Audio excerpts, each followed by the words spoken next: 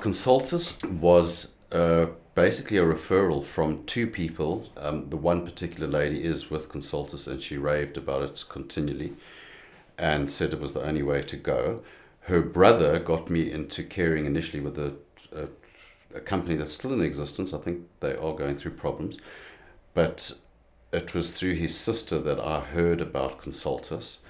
I then went onto Google and I Googled all the different care companies. Consultus was one of the ones that popped up first. I went into that, I delved into that. I then spoke to the lady that referred me. Funny enough, I drove them to the airport when they were in South Africa. I was their shuttle taxi driver. And she was the one that said, it's the only way to go for it and do the necessary. I was not too sure whether I should go directly to the head office here in the UK or via the South African representative. So I went via the South African representative. I've got that instinct. I think a lot of people have that instinct, but I'm the kind of person that if you see someone that's, and it says it on our cards, if you see someone that's vulnerable, or anything that's vulnerable, whether it's an animal or a human, I instinctively want to assist that particular person or creature. So I knew and my mom knew from the beginning that I've got that caring instinct.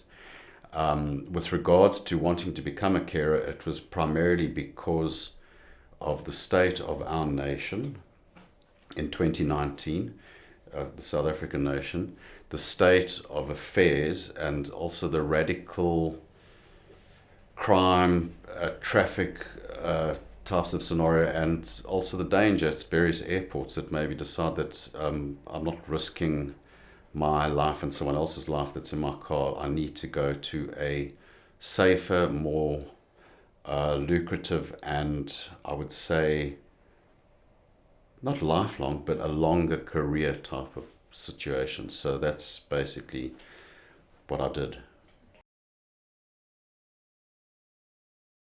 The 6 C's. You've got to have care instinct in you. Care instinct, commitment. You've got to be committed. Committed to your client, committed to your company, and committed to yourself. Compassion. Without a doubt, you need to have compassion and empathy. Courage to go into people's houses takes a lot, because you're an outsider and you've got to have the courage to relationship build regardless.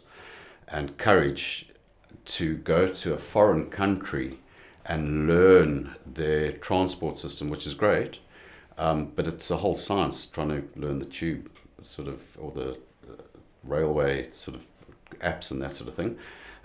The other one is competence. So competence comes with initial instinct, previous company training, and the hands-on Consultus training.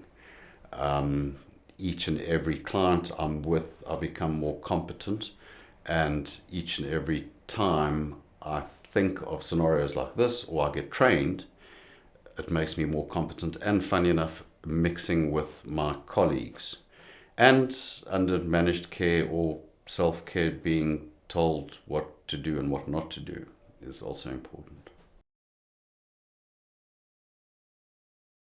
The most important thing is to be a carer, is you've got to have that skill of being a people's person. The 6 C's that I mentioned earlier. The main thing I would say is that you are committed to being in the United Kingdom for a long period of time. Stretched over a long period of time, but flexibility plays a big part in it, which Consultants do offer. So it's not a short fix, it's a long-term pension type of saving scheme, if you want to call it that, in my eyes. The difference that I think I've made, or that a carer can make, is regardless of whether an elderly, vulnerable person has family around and all the family support, or maybe not, is you become that person's companion. You relationship build with that person. You are often left alone in a house with that person day and night, and it's trust. So the difference is trust, companionship, and safety. I think that the paramount thing is to make sure that that person knows that you are there. So when you're on beat, if you're not there and they're calling, it puts doubt in their minds. So when you're on duty, regardless, that's what you're getting paid for. You've got to be there 24/7 or whatever the hours are. So that to me is of paramount importance. And we do make mistakes. There's been a time where I might have been, I don't know, in the kitchen with the dryer on or whatever it is, and I couldn't hear the gentleman. And I've come through, a little bit late, and they'd quite sort of hyped up or upset about it, just to calm them down on that. So mistakes do happen, but of paramount importance is to be there, to be their aid, to be their crutch, really. I've only been with Consultus coming on a year, so I'm fairly new. However, it's been very streamlined from the time that I started off with the lady in Cape Town to now. It's been streamlined. It's been fairly strict in a good sense, because I think streamlined as opposed to slap happy. Streamlined, you know that you've got a career. Slap happy, some companies are, you know that if it's slap happy, then it's slap happy out as well. You're not guaranteed a long career with them. So it was very streamlined. With Consultus so far, it's been great. I've had the flexibility of going back to South Africa in October last year. I've been on Connect all the time, so I'm connected to Connect 24/7 if I want, wherever I am in the world. Also, in season, off season, the bonus of getting additional payment for bank holidays and that sort of thing, very important. So really and truly, it's basically at your fingertips, really. So it's been great with Consultus. As I say, I'm fairly new. I do have training to do, up-to-date training, which I'm welcome to doing, and I need to speak to the correct people. The both sides, the self-care and managed care. Last year I was primarily on the managed care.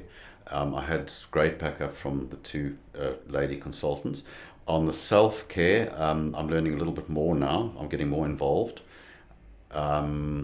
Also, guidance and help with regards to paperwork and so on. I haven't really needed it too much. Fortunately, some of my colleagues have sort of said, do this, do that, or whatever it is. But I know that there is guidance here.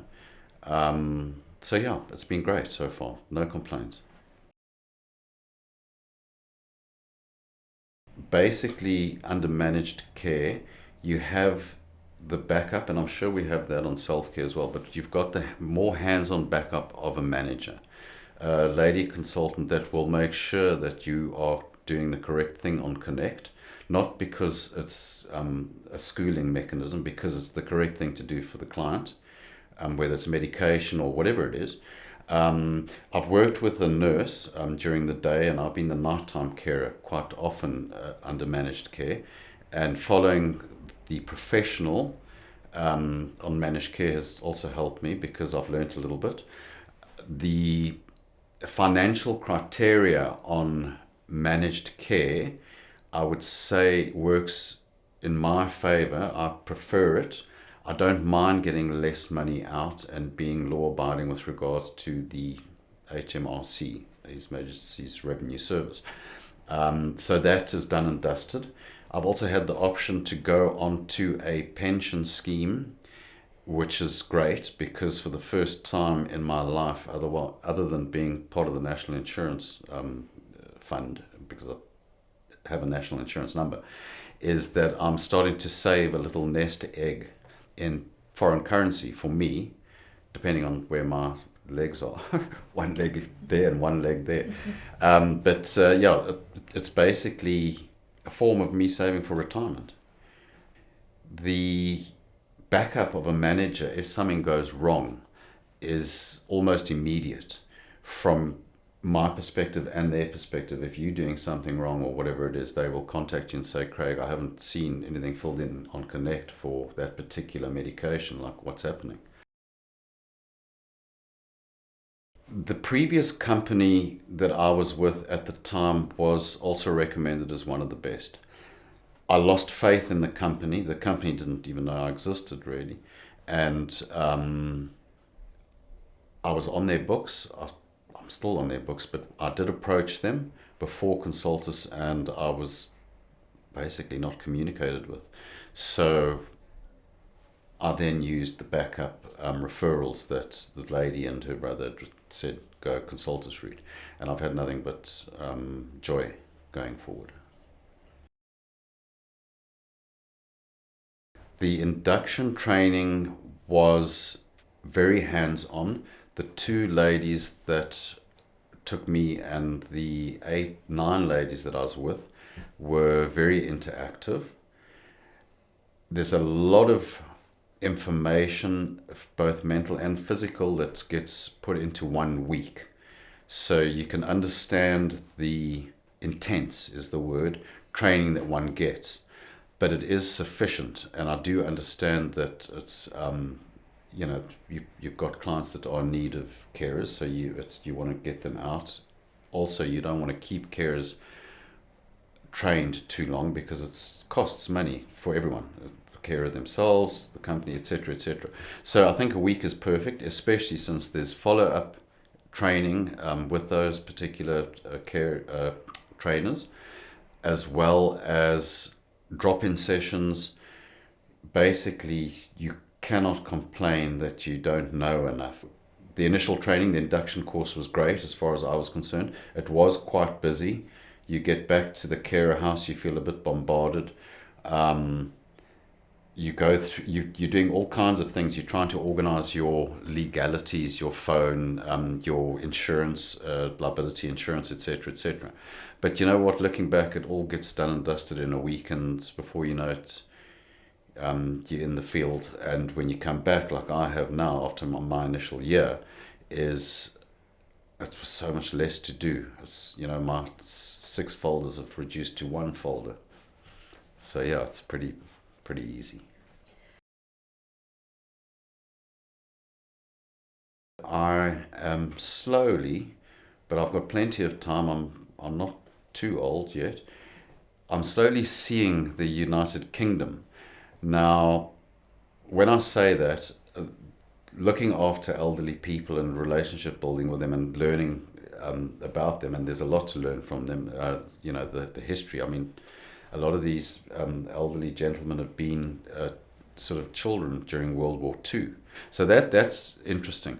But then actually leaving the client on a break, and I'm talking about a couple of days, and going to those sites that they've spoken about and seeing, the heritage.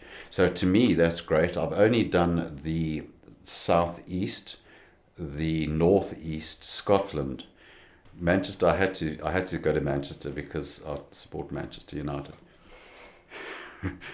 But I do plan on doing the west, the southwest, Wales. I can't wait to go to Wales, as well as further parts north of Edinburgh, like Aberdeen and so on. The other thing is I'd like to go to, as I say, I want to travel, but I want to first see the UK. This time around, I'd like to go over to Ireland.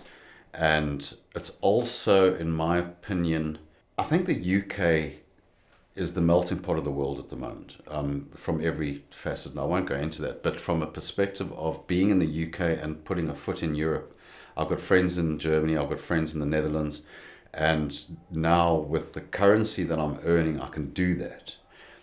Also with the position I'm in, I can do that. I've got a friend in Boston. It works out half the price to fly from the United Kingdom to Boston to see him, and so on. And not to forget about my spouse in South Africa. With a foreign currency, it's earning here. It's affordable to get back to see her, which is very important. The first thing I was taught and I think any parent learns this, and I was actually in a situation with my own father, is to make the area safe. Is when a critical situation happens, is don't panic. Make an area safe. Move the furniture around so that people can't bash themselves. I mean, that's just natural instinct. The other thing is not to be overbearing.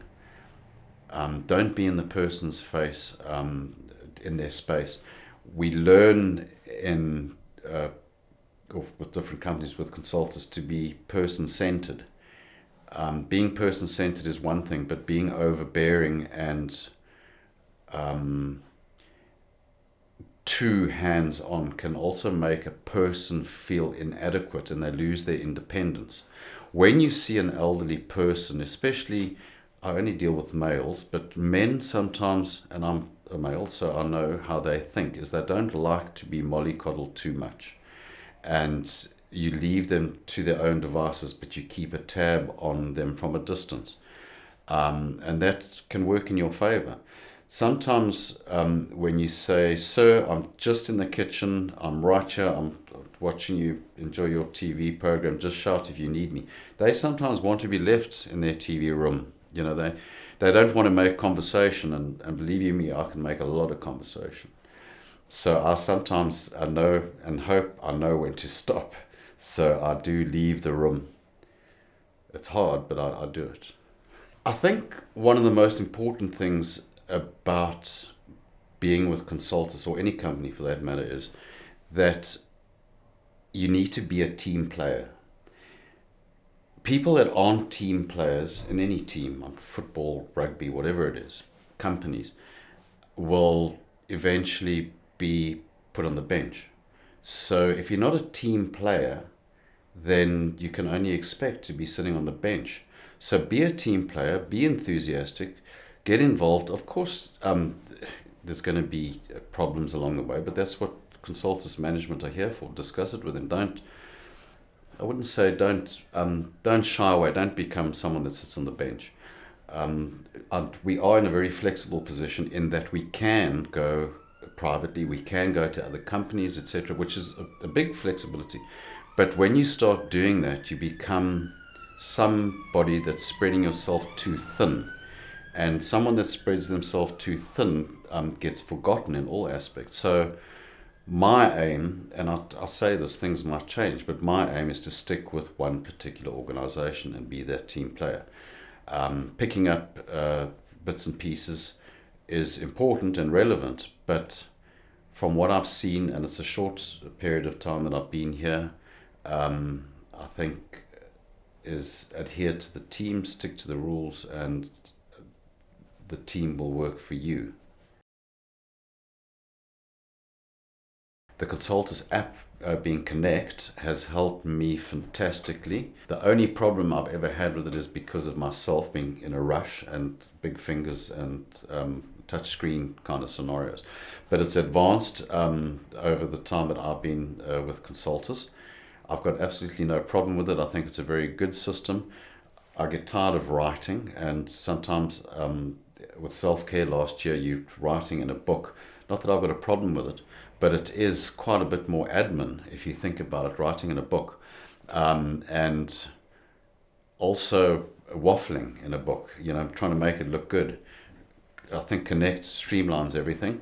I think the pop-up page or the menu is self-explanatory. It gives you everything that you need to do or that you don't need to do. And sometimes you get to a client and you think, okay, well, there's 10 pop-up boxes here, I only need to do 5. So it actually streamlines things quite nicely. Also connects when you on your breaks, and I'm talking not the 2-hour breaks, but when you're on your long breaks, your week or 2 weeks or whatever it is, or your 3 months or 4 months, it's always there. And it's a diary. It's a digital diary. It's a good way of looking at the initial client portfolio.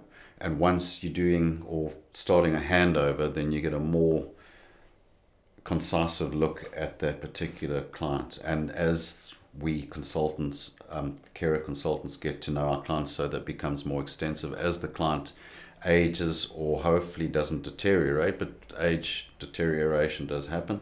So we've got a hands-on situation there. Connect is a CRM. It's a customer relationship management tool. Customer, the client, customer, the Craig, customer or management, the company. So it's a CRM program. And from a self-care perspective, the key person in that family can see on a daily, hourly basis, really, exactly what you're doing. And if they are nearby, they can double check on you. So I don't think it's a policing tool. It's you're not there to be policed. You're there to care for somebody, and the family just want to make sure that you are caring for that particular person. Obviously, there's payments are being made and so on. You've got to work for your money, but primarily it's about looking after a vulnerable person. So I think the family can sit down and see, and that particular family key person can take you aside and say, look, you don't have to do that, you can do this, or you're not doing that, would you change this, and so on. So it's a management tool, and everything I think needs a bit of management. Carer house too, I've stayed in on numerous occasions. Always neat, tidy. The bonus is that you get a decent breakfast, and when I say decent, you get fruit, you get 2 eggs, you get yogurt, you've got plenty of bread to make toast, jam, all those good things. The most important meal of the day, so breakfast is there. The facilities are fantastic when it's a sunny day like we're having at the moment. There's outdoor patio furniture, there's indoor facilities to watch television. It's not confined, so you do have your privacy. It's a good place to rest. You can close yourself up in your bedroom and catch up on sleep, read a book or whatever it is. The ladies that come in and take care of the carer house are fantastic. I've been very friendly with them. They're great. And they do a good job as far as I'm concerned. It's strategically positioned. Number one, it's not far from our head office where I am currently. So from a training perspective, it's easy to get there walking, no problem. It's not in the hub of the town or city centre, so you are sort of excused from noise. The facilities are close by, so you've got your bank machines, you've got your shops, your fish and chippy, you've got your grocery stores not that far away. The nice thing about Tonbridge itself is that you do have all the bank machines, you've got all the shops, as well as, for me, a Vodafone shop, which was important, especially if you're coming from another country. That goes back to the initial question, passport, etc. Get the correct phone numbers, UK. And the other thing about the carer house is that there's some lovely walks nearby. There's a fantastic school, apparently rated one of the best schools in the country, across the road, and there's some lovely cricket fields and nature walks on the other side of the carer house. Carer house 1, I stayed at that for training. That was perfect as well for training purposes. And as I say, I'm yet to stay in carer house 3. The rate is definitely affordable compared to any other hotel or boarding house or hostel in the country, especially considering you get the breakfast included and endless amounts of coffee, which is always great. I think one of the big enticing factors for any South African, even European folk, is the currency exchange rate. I don't reside in the UK as yet, other than in various different people's houses as a carer.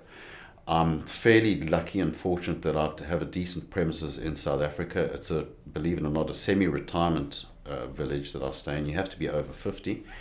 However, I do have to come over to the UK to earn an income, not to support my partner, who's an oncology nurse, but to assist with that. The exchange rate currently varying between 22 and 24% is huge. So I have an aging mother who's 84, and she will be heading to frail care fairly soon. I have a daughter who's 32 who struggles a little bit with regards to career opportunities, and she's not the only one. I have a brother that also struggles a little bit. I don't support all of them, but when push comes to shove, there's always the backup need or incentive for me to send some pounds over with the exchange rate. It makes a huge difference in their back pocket. As I say, it hasn't come to that as yet, but it could. The other thing is that I'm building up, as I said, being on a pension, I'm building up my bank account, which is important, getting a United Kingdom bank account. I'm building that up, and hopefully in 5 or 6 years' time, I'll be a lot more comfortable than I was in 2020 when I started this. So I think the financial aspect or enticement is huge. I would definitely, and I have recommended, I'd say about 5 people to Consultus. Funnily enough, when I returned to South Africa, a lot of people say, gee whiz, you're doing, that's quite a hard job and so on. And then you go into conversation with them and you explain that it's not really that difficult once you get into it. You've got to have the 6 C's basically, which I've explained. But I have recommended Consultus